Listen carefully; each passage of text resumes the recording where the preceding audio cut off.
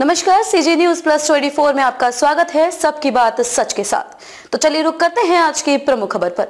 सहारा समूह के जमाकर्ताओं को अब तक दिए गए 362 करोड़, अमित शाह बोले कागज रहित है पूरी प्रक्रिया। सहकारिता मंत्री अमित शाह ने बुधवार को संसद को बताया कि इस साल 16 जुलाई तक सहारा समूह की सहकारी समितियों के 4.2 लाख से अधिक जमाकर्ताओं को 362.91 करोड़ रुपए दिए गए हैं। शाह ने राज्यसभा में एक लिखित उत्तर में कहा कि सीआरसीएस सहारा फंड पोर्टल के माध्यम से इसे आसान बनाया गया है, जिसे 29 मार्च 2023 को सुप्रीम कोर्ट के आदेश के बाद स्थापित किया गया था। इसका उद्देश्य जमाकर्ताओं को उनके धन को पुनः प्राप्त करने में सहायता करना था। वर्तमान में आधार से जुड़े बैंक खाते के माध्यम से जांच के बाद जमाकर्ताओं को केवल 10,000 रुपये तक का भुगतान किया जा रहा है। उन्होंने कहा कि पोर्टल पर प्राप्त आवेदनों की जाँच कर और जमा राशि का प्रमाण प्रस्तुत करने पर पारदर्शी तरीके से धनराशि वापस की जा रही है।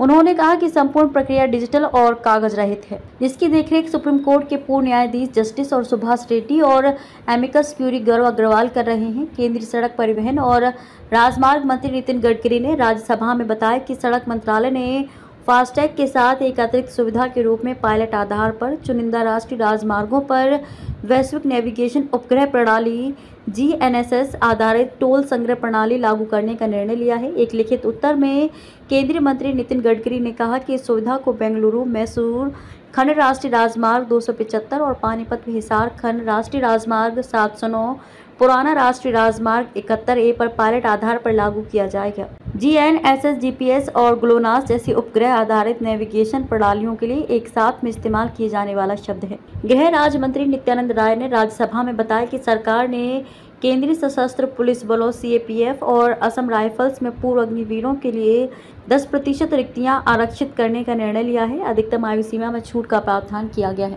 नित्यानंद राय ने एक लिखित प्रश्न के उत्तर में कहा कि पूर्व अग्निवीरों के लिए CAPF और असम राइफल्स में कांस्टेबल और राइफलमैन के पद पर भर्ती में शारीरिक दक्षता परीक्षा से भी छूट दी जाएगी। राय ने कहा कि मंत्रालय संघ लोक सेवा आयोग, कर्मचारी चयन आयोग और संबंधित बलों के माध्यम से रिक्तियों को शीघ्रता से भरने के लिए गंभीर कदम उठाता रहा है और उठाता रहेगा।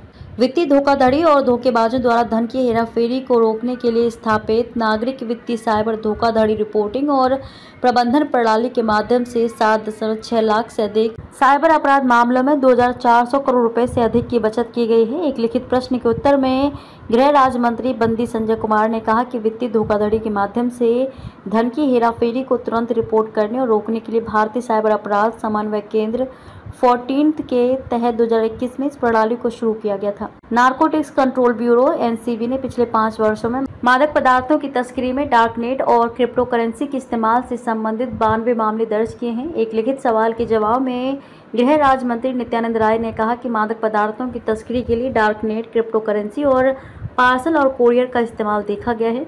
आंकड़ों के अनुसार ब्यूरो ने 2020 में 3, 2021 में 49, 2022 में 8, 2023 में 21 और इस साल अप्रैल तक 11 ऐसे मामले दर्ज किए गए। इसके अलावा इस अवधि के दौरान मादक पदार्थों की तस्करी में पार्सल और कोरियर से जुड़े 1025 मामले दर्ज किए गए हैं।